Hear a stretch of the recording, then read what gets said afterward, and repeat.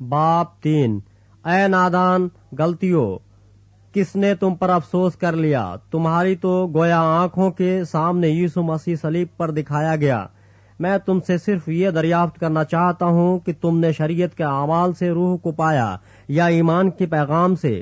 क्या तुम ऐसे नादान हो कि रूह के तौर पर शुरू करके अब जिस्म के तौर पर काम पूरा करना चाहते हो?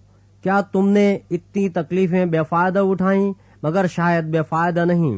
बस जो तुम्हें रूह बख्शता और तुम में मौजे जाहिर करता है, क्या वो शरीयत के अमाल से ऐसा करता है या ईमान के पैगाम से?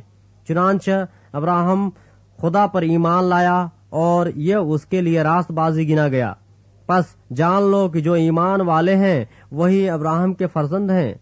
और किताब मुकद्दस ने पेशतर से ये जान कर के खुदा गैर कौमों को ईमान से रास्तबाज ठहराएगा, पहले ही से अब्राहम को ये खुशखबरी सुना दी कि तेरे बाइस सब कौमें बरकत पाएंगी।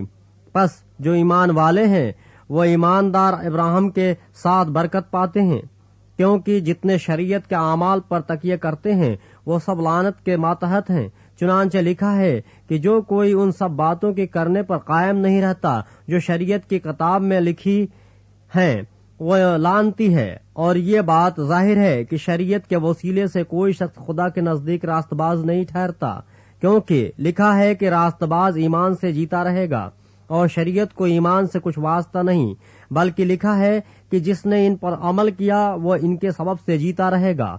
मसीह जो हमारे लिए लानती बना, उसने हमें मोल लेकर शरीयत की लानत से छुड़ाया, क्योंकि लिखा है कि जो कोई लकड़ी पर लटकाया गया वो लानती है, ताकि मसीह यीशु में अब्राहम की बरकत गैर कौमों तक भी पहुंचे और हम ईमान के वसीले से उस रूह को हासिल करें जिसका वादा हुआ है।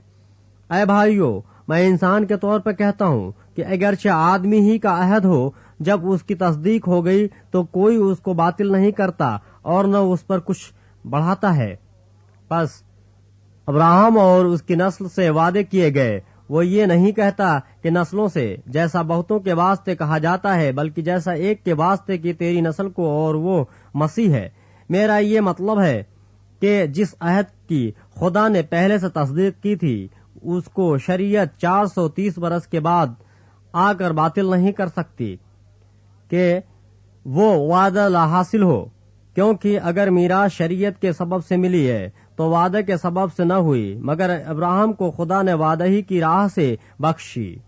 बस शरीयत क्या रही? वो नाफरमानियों के सबब से बाद में दी गई कि उस नस्ल के आने तक रहे जिससे वादा किया गया था, और वो फरिश्तों के वसीले से एक दरमियानी की मार्फत मुकर्रर की गई। अब दरमियानी एक का नहीं होता, मगर खुदा एक ही है। बस क्या शरीयत खुदा के वादों के खिलाफ है? हरगिज नहीं, क्योंकि अगर कोई ऐसी शरीयत दी जाती जो जिंदगी बख्श सकती तो अलबत्ता रास्तबाजी शरीयत के सबब से होती, मगर किताब मुकद्दस ने सबको गुनाह का मातहत कर दिया, ताकि वो वादा जो यीशु मसीह पर ईमान लाने पर मौकूफ है ईमानदारों के हक में पूरा किया जाए। ईमान के आने से पेशतर शरीयत की मातहती में हमारी निगहबानी होती थी, और उस ईमान के आने तक जो जाहिर होने वाला था हम उसी के पाबंद रहे। बस शरीयत मसीह तक पहुंचाने को हमारा उस्ताद बनी, ताकि हम ईमान के सबब से रास्तबाज ठहरें।